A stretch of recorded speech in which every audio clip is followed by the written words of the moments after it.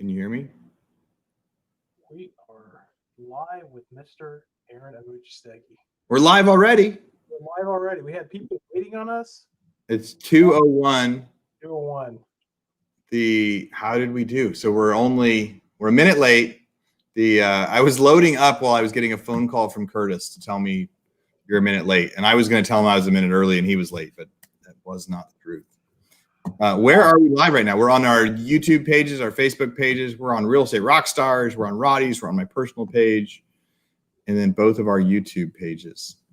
Yes, we are live, ready to talk about the state of the real estate investing market. Dude, it's so cool. When we look at who's on here right now, half the people are on Facebook and half the people are on YouTube. It won't stay like that all day long, but I love getting to see where people, and now there's twice as many on YouTube. As soon as I said it, we doubled the people seeing us on YouTube but yes, we've got people everywhere. So thank you for joining us again. We had a great webinar on Friday. We need to resend that out to people so people can actually, if they missed it, like we went over a lot of great info on prop hawk and data and all sorts of stuff. And the interesting foreclosures. My social media blew up with the interesting foreclosures we put last Friday. Aaron, I'm not on Instagram really. Like I think I check it once every couple of days. And after you shared that to all your followers, I had like 5 requests. You had 5 in the same day. I tagged you. Doubled my Instagram followers. You know what's funny is, so my wife Kalina is super famous on social media. So she's super famous. She's got our 5-hour school week book. So she will do things and she will have 1,000 people follow her in a day, or she'll post a video and get 10,000 views within like 15 minutes. So I can't even share my social media with her, because I'll be really excited if I get 12 people that want to have a conversation, and she gets thousands every time. So but now I can talk to you about it, because if you've only got 10 followers on Instagram, I feel like I know what I'm doing. I mean, my wife's killing Instagram too as well. So, but I'm guessing everybody's not here to hear about my awesome Instagram account. I just thought it was funny. It reminded me whenever you said you were sharing it on your pages and everything. I was like, oh yes, I'm going to double my Instagram followers today. Boom. The world jumps and awesome. So somebody said Curtis' voice is barely audible. Oh no. Can you hear me, Aaron? I can hear you. It's not super loud. I don't know if there's a way to turn it up. Can you guys hear me okay? Am I yelling, or is that good? I guess no news is good news right now. So nobody's telling me that they can barely hear me unless they think I'm Curtis. That happens too. It says my name is Roddy's FLS. Oh, I can hear you way better. All right. That's weird. I just switched the same headphones. I had to switch it. Just shoot me a chat back real quick. I can hear you great. Awesome. Well, that is so good to know. Everybody, if you're here, would you let us know that you're on, where you're from, what you invest in? Are you a real estate investor, agent? Awesome. Thanks everybody for the feedback on my microphone. Thanks for joining us, Jerry and Sandeep and CJ, Sheila, Nelly. Man, we're getting some interaction. This is good. I'm excited. We have a lot of people. We have a lot of interesting real estate news. On Friday, we talked a lot about just the sheer number of commercial foreclosures and how random they were. Yeah. We got to share, like, here's a storage unit that's for sale. I'm trying to get a hold of that storage unit owner. So it's like, it's a race for everybody to the best. May the best person win on that one. But when I posted that one, I had dozens of people say, where can I find this list? So there's a storage unit on there. There was an RV park on there. There was some medical office buildings, some giant retail centers. And we do have some customers that do that. We do have some members that focus on that stuff. And but I remember one of them was like a $12 million note. And I said, that is fascinating to see that go to sale. As we jump into statistics, right? So what did you see last month at auction? Just like a quick, we're getting so many questions that say, will auction happen? Will people show up? And are people showing up? And I think you definitely know the answers to that. Why don't you tell everybody what happened this last month at auction? Sorry, Jack was telling me I sounded like an old record player, so I was just absorbing that for a second. But yeah, auction was crazy. We had a team out at auction. Obviously, the Roddy's teams was at all the different auctions covering. I'll just say I was personally at Denton and Collin County, and I was blown away with the number of people that showed up for the kind of the low posting count, right? So Denton County in particular, I got there 9 o'clock. This auction.com line was probably 30 people deep. You wouldn't know that COVID was going on. There were so many people there to bid that they actually didn't get started with the auction until 10:45 or 11 o'clock.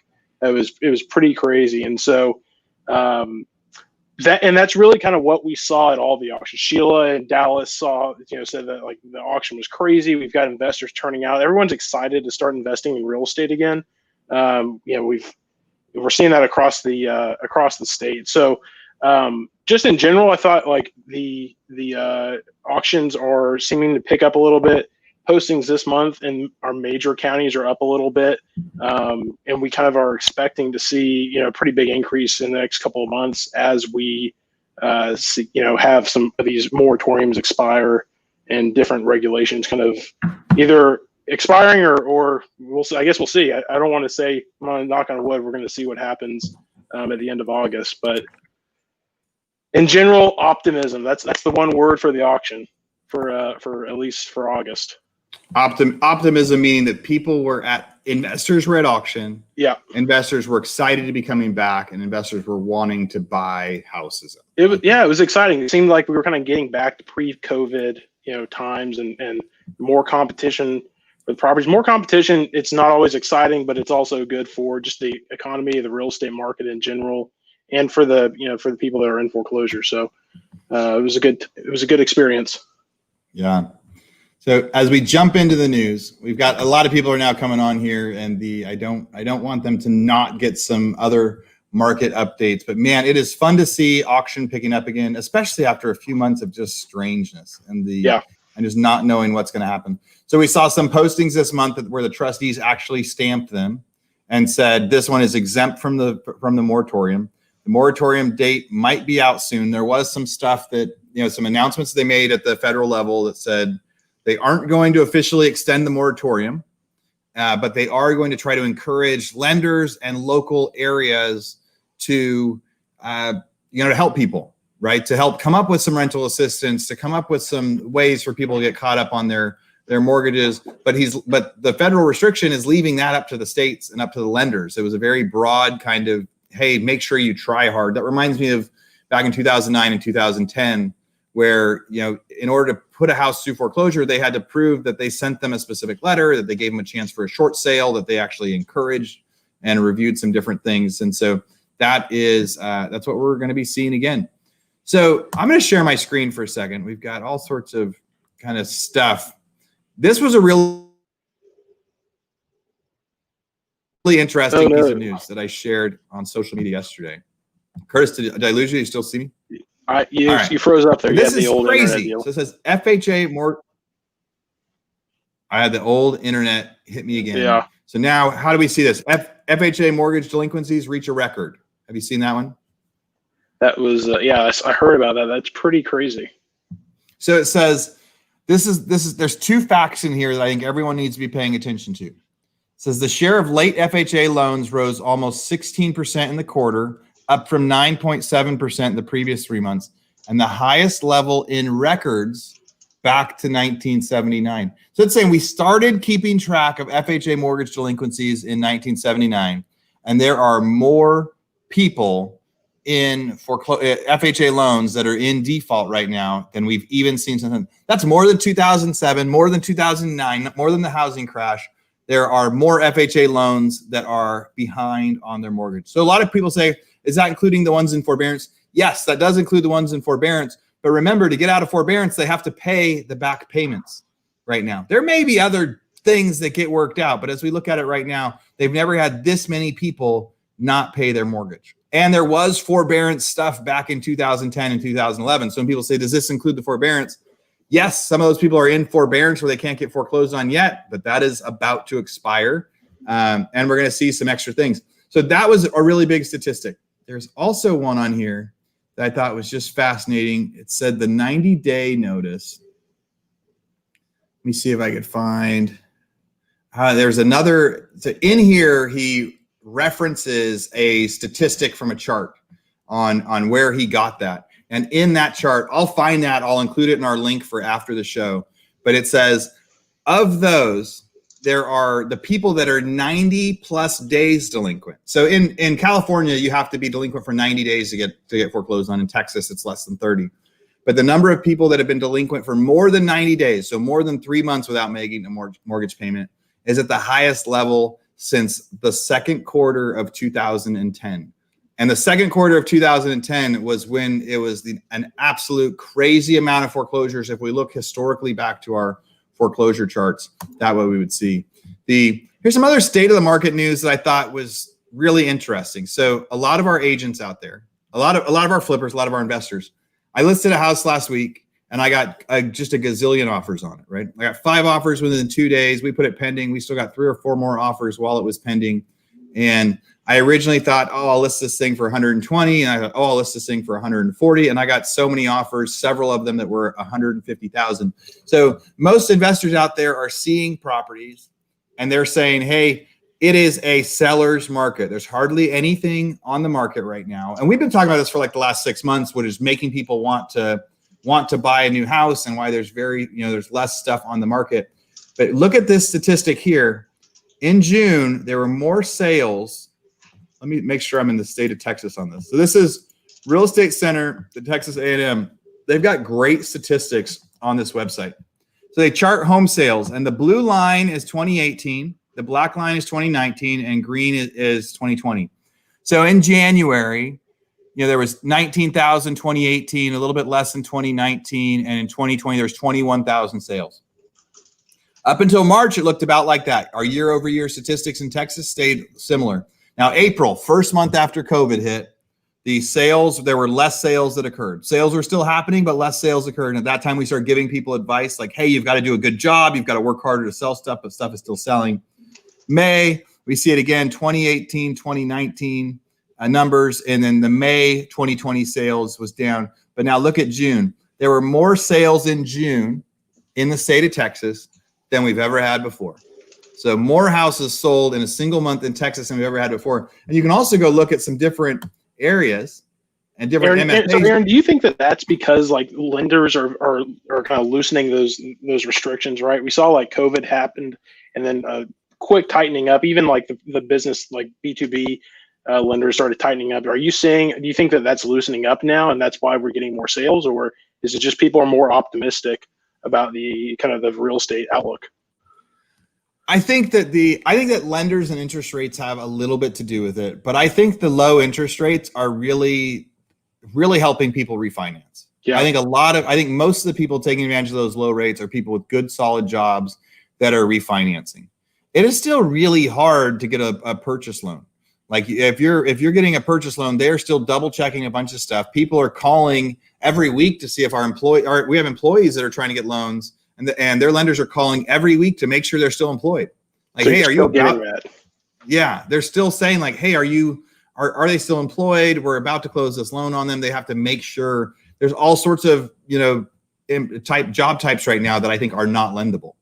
Right? We all have a buyer that's buying one of our properties. Brandis said, hey, is it people moving from California? I've got a person moving from Elk Grove, California, to buy one of my houses in Killeen, Texas. Right. So and Brandis is a great agent out in Northern California. She sold 5 new homes for me that we built out there. So there's somebody that just sold their house in Elk Grove, California, near Sacramento. They're in escrow to buy my house in Killeen, Texas. But because they're business owners, lots of income. But because they are business owners, one of the things that happened in COVID was the loans for business owners that aren't W-2 employees went way down. They can't even get a loan right now. They're going to end up buying the house with like a hard money loan because it is so difficult for people that are self-employed to get loans. So there are really low rates out there, but the people need to be uber qualified. So I think that part of those June numbers being so big, I think are from pent-up demand. I think that it still is very hard to get a loan, and it could just be, in April and May, it was down so much. So this could just be making up for those months where it took people a couple months to get confident again. I'm really curious of what we'll see for our July numbers, if they will kind of push and set a new record. But as we jump through here, Austin, Texas saw the same thing. We'll go up to Dallas, Fort Worth. Dallas-Fort Worth saw the same thing, more sales in July than ever before. So as you get to go look at that. And the other thing that we tell you to look at is months of inventory.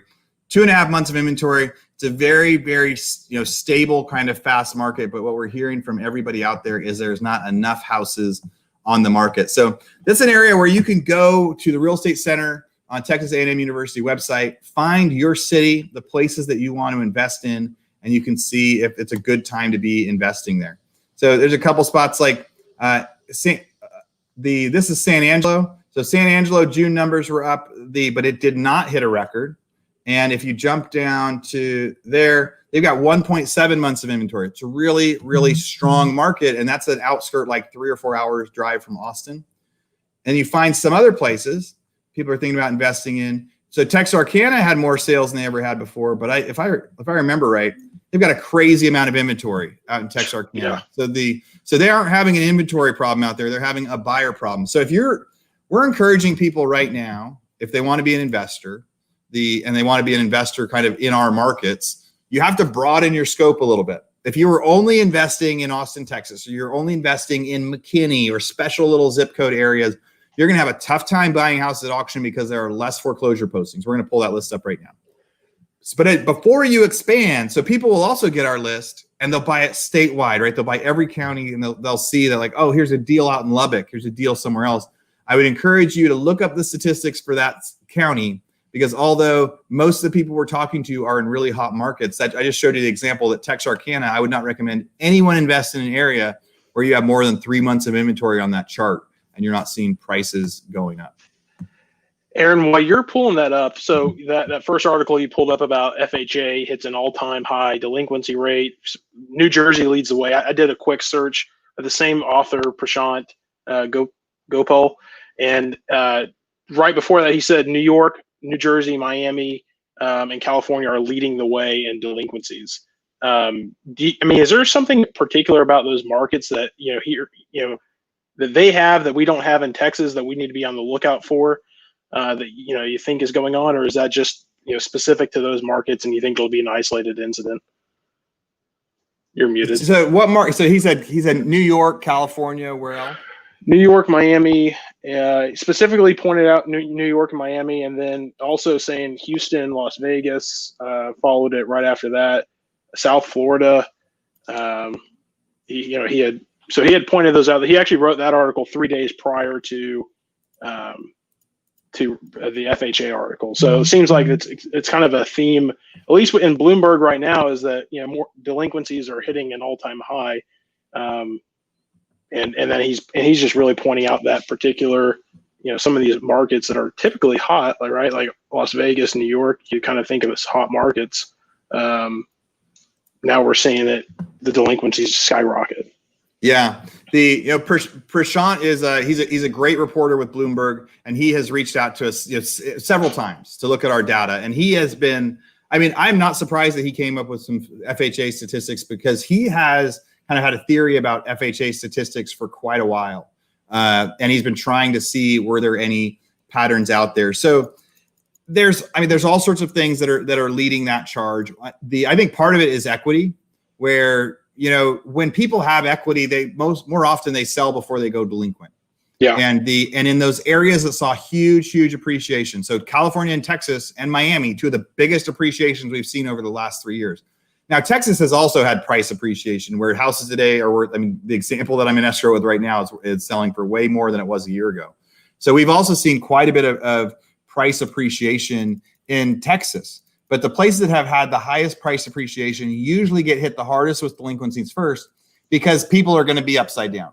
Because some people are going to see that if they just bought the house, recently, they're not going to have a ton of equity, especially if they've missed a few payments. So those are also areas too where the mortgage payment makes a bigger difference, right? Gotcha. Like you have in California, a $7,000 a month mortgage payment is normal, right? In Miami, a $7,000 a month mortgage payment is normal. So of course, when crap hits the fan and you're starting to struggle financially, if you're paying $7,000 a month for a mortgage, it's much easier to downside and go find a rental that's going to save you thousands of dollars a month somewhere else. In Texas, that's a great point. Texas, the average mortgage might be, I don't know, like $800 a month. Yeah. Right. you can't get much cheaper than that. You can't downsize and go find a rental for $500 or $600. And so, people are going to do that. People have said it's due to COVID. Yes, absolutely. It's due to COVID. It's due to businesses getting shut down. I also shared last week, they said 80,000 businesses have closed their business on Yelp since March for permanently closed.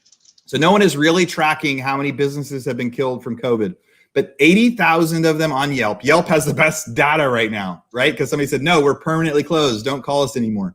So 80,000 businesses, a total of 500,000 jobs have closed. And not all businesses are on Yelp, right? Like Roddy's isn't on. Well, maybe we're on Yelp. I don't know. But it's mostly restaurants and things like that, right? So the 80,000 businesses closing, 500,000 jobs permanently closed. That's going to make people are struggling. Before I pull up some of our foreclosure statistics that I think are pretty fascinating, something else that we've seen this month compared to months past. So from March, April, May. So we own about 300 rentals around here, 350 rentals. And so with different partnerships and people, and we manage them. And of those, a month ago, we had the highest occupancy rate we've ever had, the fewest amount of vacancies, and the fewest amount of people in default. It's something like a 99.5% collections of people that were paying rent on time. And it's been like that for the last few months. And every other landlord I've talked to for May, June, July, that's what we saw. Incredible rent collections. We thought that people were going to stop paying rent because of loss of jobs because of COVID. And in May, June, July, people kept paying their rent. In August, so today's August 18th, and we have a lot of people that are behind on rent. We have a significant amount of people that are now behind that weren't a month ago and that haven't been for the past 6 months.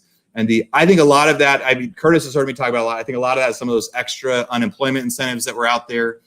There's supposed to be new unemployment incentives, but we heard from somebody today that they when they got their unemployment check this week, they got a letter with that said they are going to investigate what Donald Trump said a week or two ago when he told the lenders in the states to help people not save their foreclosures.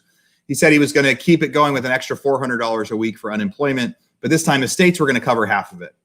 Well, the state of Texas sent someone out a letter and said, hey, we're giving you a normal unemployment benefit check. We are not giving you the extra $400 benefit. We think that's in question right now. I bet a lot of other states are going to do that. And so as a result, we've started to see, I'm nervous about some rentals right now. I'm nervous about some of those collections. We have seen near 100% collection and occupancy. And just this month, we've started to see that turn pretty significantly. And Curtis, you've seen all those. You have anything to add on that, or are you feeling the same thing with all? Yeah, I mean, we're feeling the same thing. I mean, I've got a really good friend who was getting a $2,300 pay check every 2 weeks from on unemployment, and he got his last check. I think it was this week, and it was $900.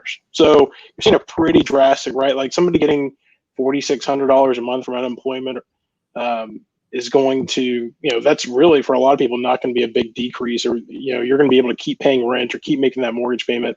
When that check drops down to $2,700 a month, I think we're going to start seeing a lot more people struggling.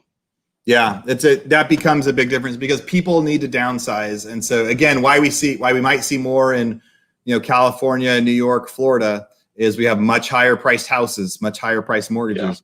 Yeah. In Texas, if you're paying $800 or $900 a month in rent, there isn't much you can downsize to. And yes, if you're getting $4,300 a month in unemployment, you can live pretty well without working.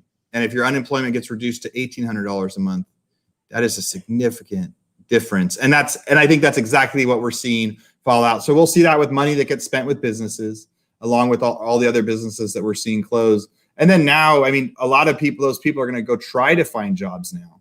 And we've seen, so I am bearish on the overall economy. I think there is going to be some different businesses that are struggling. I think real estate agents and real estate investors like you guys that are able to pivot are going to do awesome. I think there's going to be a lot of opportunity here, but we're waiting for for some of the higher numbers of foreclosures to hit.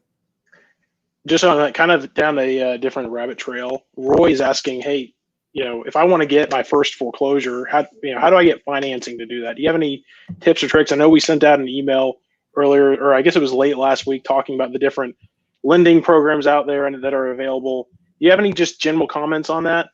Yeah, man, Roy. Hey, buddy.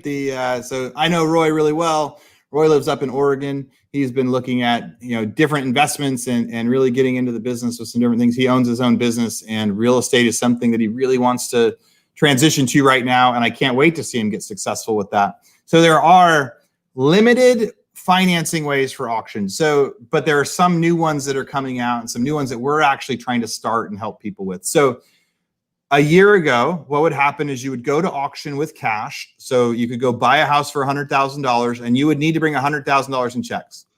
So you would get an investor that you would partner with. It would be savings. It would be several people that would pool their money together, but you could not get a loan at the beginning. You would go spend $100,000 in cash at auction.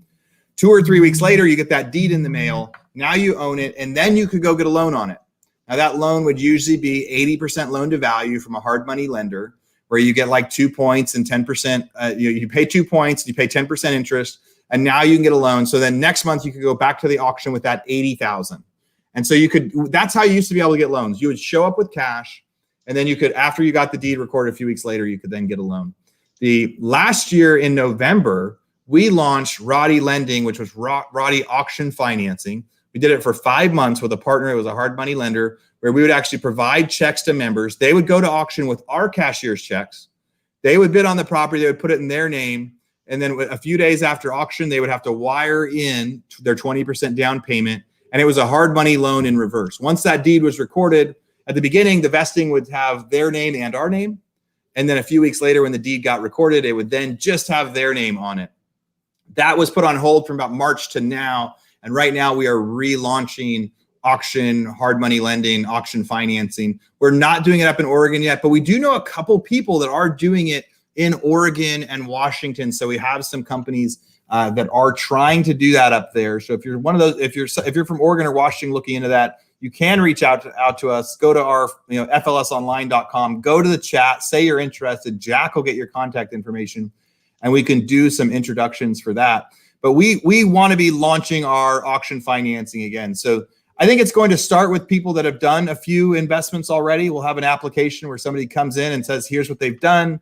We'll help them kind of underwrite the process. They're going to say, this is how much I want to spend for it. And we'll say, okay, if you want to bid 100,000, we will lend you up to 70, up to 80, something like that as we go through it. But yeah, auction financing is a really interesting thing. Having to bring cash to auction has been one of the big things that has stopped anyone from getting into the business before, or really been a barrier to entry. And we're trying to make it easier for everybody. Awesome. And I think you're pulling some stats up. Jenny's asking about San Antonio or Bexar County auctions. That's kind of been the one outlier, right? And say if Texas, we saw, like, at least in North Texas where I was this month, I saw most auctions returning to normal. We talked about that earlier at the beginning of the webinar. Travis County, we saw kind of looking more like normal. Laredo, El Paso, all those, kind of the key counties, except for Bexar County, right? Bexar County the night before released something that said that they were going to suspend the auction last month. Do you see anything changing there? Do you think that once this moratorium expires at the end of the month, we'll see something different? Bexar has always been an interesting county. And it's always been an interesting county in the sense that there periodically, once or twice a year, some of the judges there a lot of people would show up at auction, hold signs out. We would have our employees out there teaching people about auction. And then once or twice a year, they would kind of shut it down and say, we don't want any tents out here anymore. We don't want any businesses out here anymore. We don't want people showing up for auction anymore.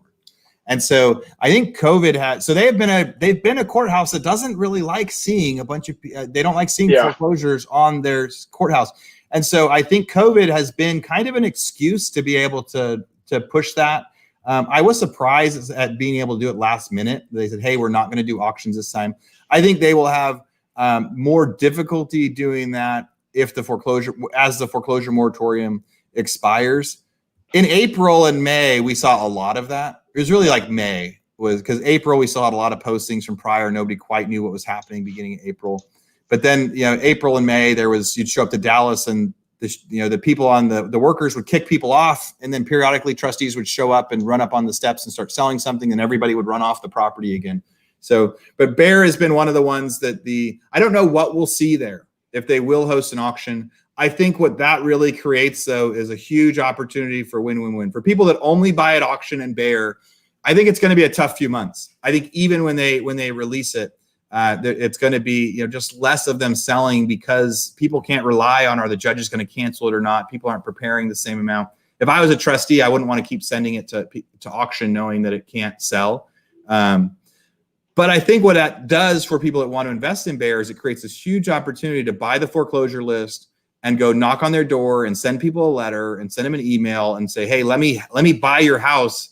Because now they have like a few months. It used to be we had to call them and say, I need to buy your house in the next 3 weeks before you get foreclosed on so you can capture some of the equity.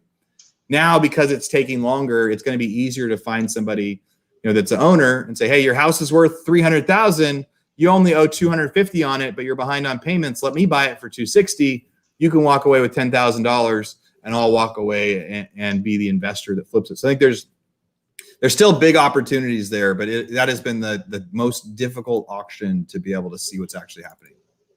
Yeah, and if you've got our list and you're wondering what to do with the leads, we've got a bunch of webinars that we've recorded. They're on our YouTube and our Facebook, also in the Roddy Video Vault. Go back through there. We've talked about what to do right now, especially like during COVID, what to do with leads during COVID and when there is a foreclosure moratorium, because those leads are still extremely valuable. People are still in foreclosure. They're still motivated sellers. So I'd encourage you to keep kind of pushing through that and maybe just pivot your business plan a little bit. Yeah, I'm going to share my screen now for a couple minutes to just show some more statistics. So this was a presentation that Curtis and I gave back in May. So beginning of May, right when the postings had come out. And we just wanted to show kind of throughout the state, from January 2018 through May of 2020, this was the number of postings that we saw. These are houses scheduled for auction. And it ranged between 4,000 and 6,000 a month. And the red line was the number of houses that actually sold, that came to auction, that had a bid, and people bought. And so we went through and we saw, a normal number of sales. We would average an amount in the state, or kind of regardless of what was happening to postings, about 12 or 1,300 sales that would actually occur. And then in May, we saw a significant drop. In April, almost nothing sold, like 20 houses statewide sold. And in May, like 20 houses statewide sold. And the postings went way down. And so we started to kind of show you what we believe is a shadow inventory of foreclosures. Now, mind you, if COVID never happened, if everybody had great jobs and the economy was booming, we would see between 4,000 and 6,000 scheduled every month and 1,500 sales. That's just normal. It's just a normal, strong real estate market. Foreclosures are bound to happen for a variety of reasons. So now we have this new market where yellow is what it should be if it was just a normal, strong economy, the number of postings, but actually we're seeing half the number of postings. It doesn't mean those houses aren't being vacant and abandoned and people aren't making their payments. It just means that they aren't getting posted because of all the moratoriums.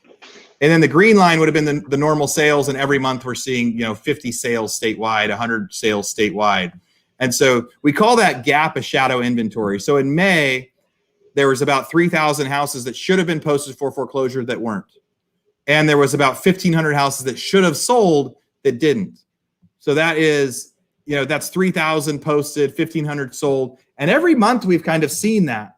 And so we talk about, what happens at the end of that period when the moratorium drops off. And so along this time, so we're not seeing September postings up. We're going to see this get extended again. The longer this gets extended, so this chart is saying the blue is the actual foreclosure postings. So if when it gets turned back on, if they only list the ones that normally would have gone into foreclosure, not new people that lost their job, not COVID caused job loss, the things like that, it was just going to be, if it's just the people that got postponed previously, we're going to have this spike up to 15,000. Well, now it happened again, September. We had hardly any postings again because of that moratorium. Even though it's off, I think a lot of people are waiting, thinking they can't post for foreclosure till after September. So that blue line gets extended, and this jump up in foreclosure postings will go up even higher. When we look at that over historical times, that means now we would actually see it hit to about this level, about 17,000, which we haven't seen since August of 2012 for foreclosure postings. And we are expecting to see something like that in a 1 month period. When we look at kind of some of our statistics, so here's Tarrant County So 2005, this was the height of the housing market. The real estate market was doing absolutely amazing. And you would still see 1,000 houses scheduled for sale in Tarrant County every month. So this is my point, that you couldn't have thought of a hotter market, and houses were still scheduled for foreclosure. 2009, 2010, that was the height of the foreclosure market. And we'd see about 2,000 posted a month. Then for the last several years, after the real estate balanced out, we'd see very few foreclosures. And the last few months, very, very few. And now we're going to see this spike up into, it feels like unprecedented times for people that have been investing in the last 5, 6, 7 years. They've never seen anything like the number of postings that we're going to see. As we jump around to kind of some other items on there, I was also going to pull up Dallas. Is Dallas our DA? DA, yep. Yeah. And some of the same thing. Height of the housing boom. Markets were crushing it. Everybody was selling houses in like 2 days. We still have 1,300 sales a month. So people are telling us like, oh, the foreclosures aren't going to be that bad because there's all this, government intervention. Well, this is how many we have when things are great, right? And this is how many we were having when things are great, but you can't just postpone them and not sell them. So those are some of the kind of the state of the market things that we're seeing out there. And I think that it may continue, the moratoriums may continue to push things off. Government intervention could continue to push things off. But the biggest point of all of it is the longer it gets pushed off, there is no way to stop it. Absolutely no way to stop it. And so they have tried before. They tried in 2010 and they tried in 2012 as they saw the different things happening with heavy foreclosure amounts. And at that time, it was caused by bank fraud and all sorts of things that gave them great political reasons to forgive foreclosures. And we still saw a ton of them. And so the longer they postpone them, the bigger that spike will be when it does hit.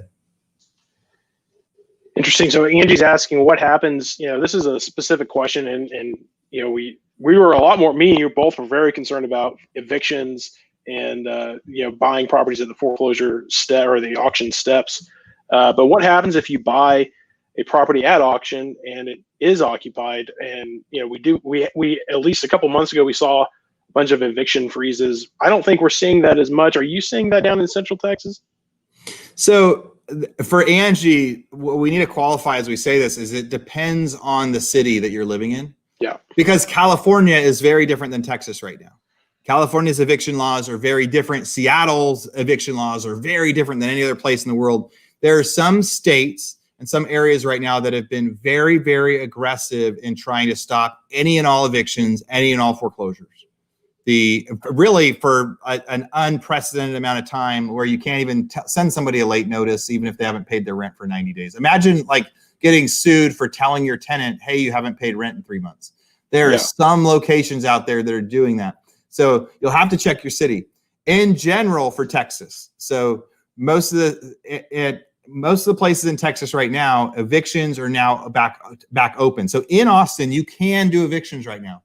At any time, they could put a new kind of moratorium on it, but it is a riskier time to buy an occupied house. So if you buy an occupied house right now, and the people don't want to move, you do have full eviction rights to be able to post for eviction and go.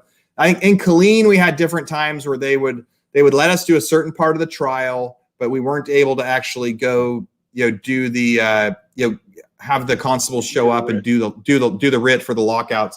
And you had an eviction hearing a week or two ago that was actually online, right? Yeah, like you went to court online for the first time. So that's how much some of the cities are trying to get evictions to happen again. Like, tell us about the one that was online. Yeah, that one was actually in Comal. So it's every JP. So in Texas, it's the Justice of the Peace. They coordinate almost all of the eviction hearings in Comal County. I think it was JP2. They said, hey, instead of coming in, can you do a Zoom session? I said, oh yeah, because I'm up in Dallas. I didn't want to fly out or drive all the way down to Comal. It was super convenient.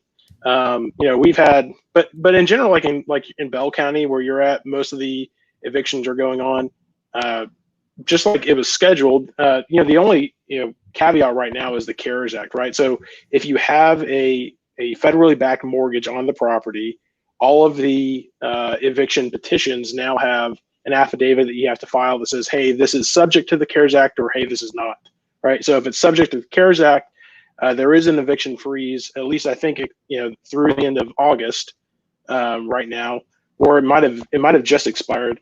But there were, eviction restrictions on CARES Act subject properties.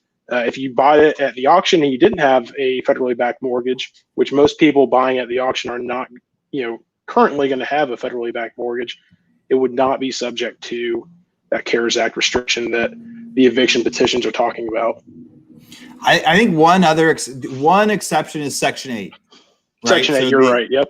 So you could buy a house at auction that has a Section 8 tenant in it, and you cannot evict them yet. But the cool thing about that is if you like, I am pro Section 8 in Texas. I am pro owning Section 8 rentals. Section 8 pays rent every month. They wire us the funds, they direct deposit it, and those are the tenants that really, at least in Texas, we have to worry the least about Section 8 because they are going to pay their rent. Now, there are some cases where Section 8 pays 90% of it and the tenant pays 10% of it. If they decide not to pay their 10% right now, you can't evict them. But you're talking on a $900 a month that you're able to collect $810 a month no matter what. After the 5 or 6 month eviction moratorium, maybe you're owed $500 by that tenant. So Section 8 is one of those other exceptions. But so Angie, let's say you buy a house though, and they're either Section 8, right? Or you're just having trouble getting them out. There's always the option to try to, first it's leave a notice, you show people they're not supposed to live there anymore. Most people in Texas will actually say, okay, I know the laws are against me. I know the rules are against me. Give me a week and I'll move. There could be times where they have all sorts of reasons that they can't, and it's just physically impossible. And you are going to have to do forceful lockouts. In those cases, you can also offer cash for keys. We don't do that very often, but there are times when it's just a business decision. Would it be worth it to pay this person $2,000 to get them a moving truck and actually load the moving truck so they can go somewhere else so that you can get the property sooner? Or is it better to wait a month until their next house is available? So that's just like a time value of money thing.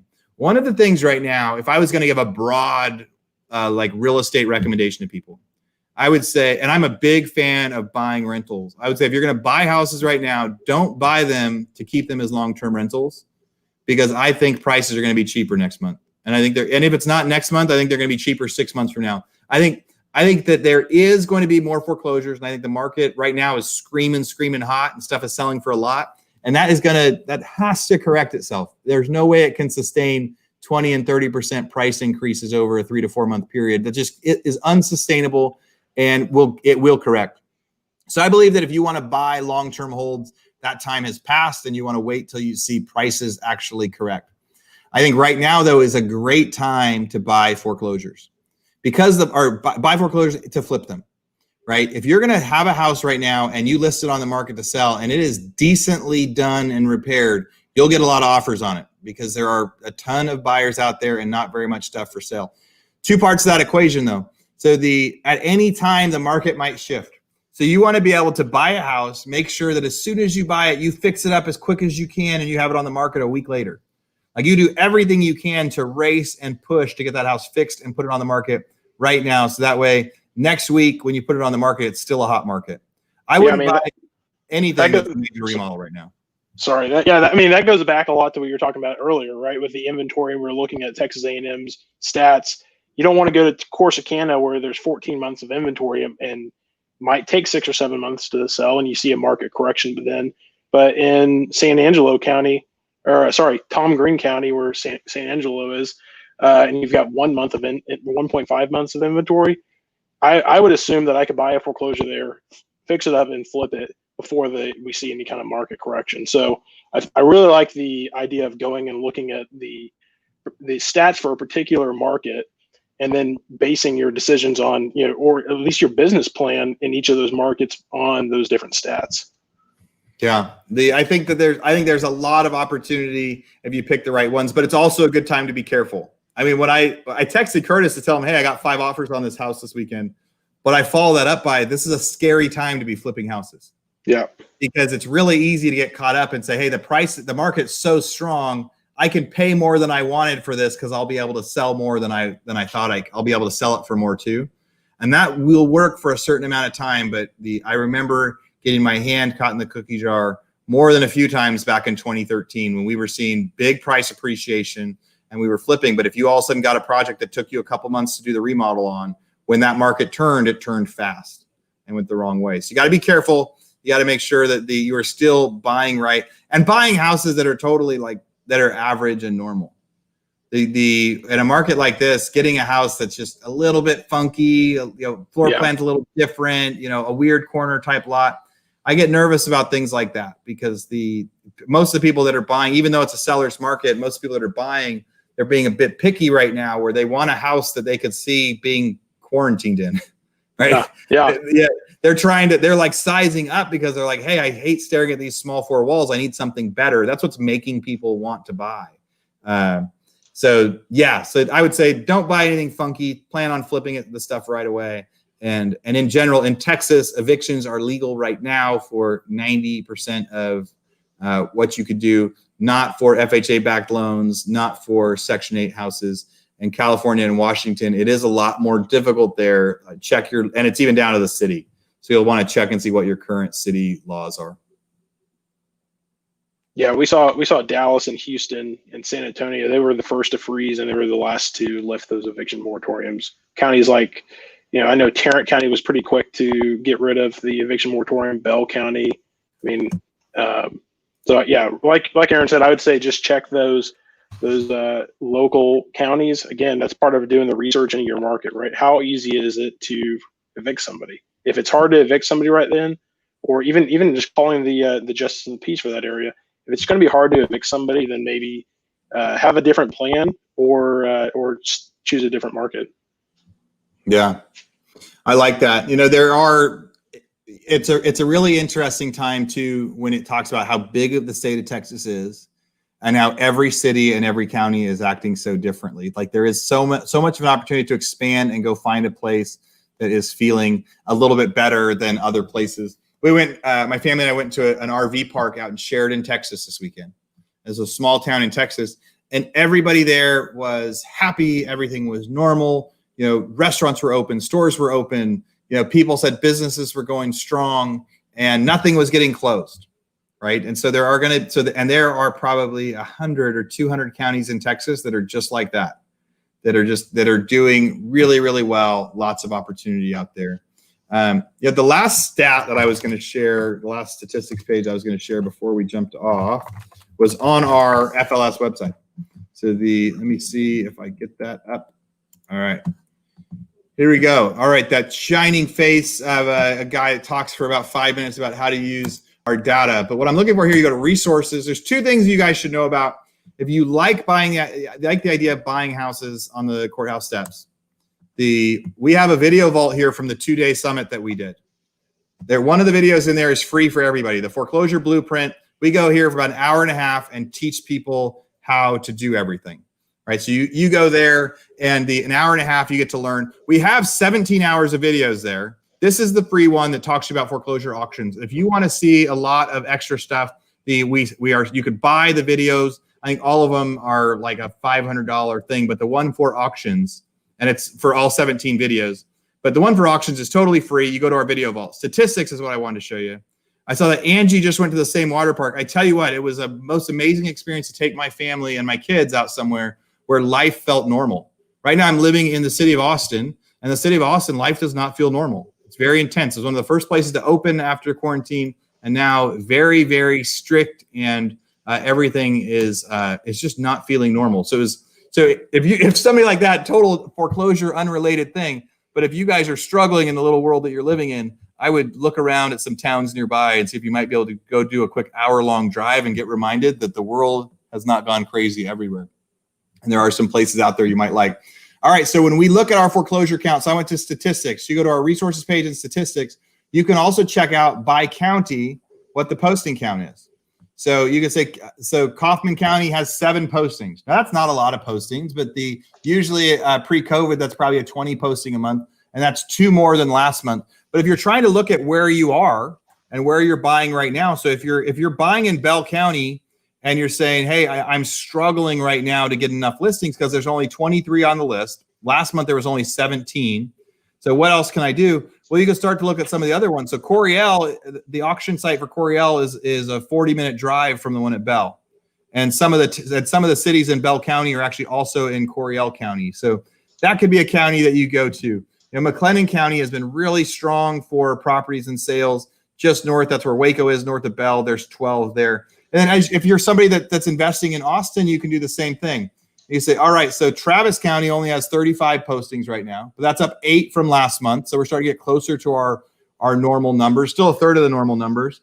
But there's other counties right nearby there. So you have Williamson County, which has a lot of overlap. Well, there's another 22 there. You've got Hayes County has 11.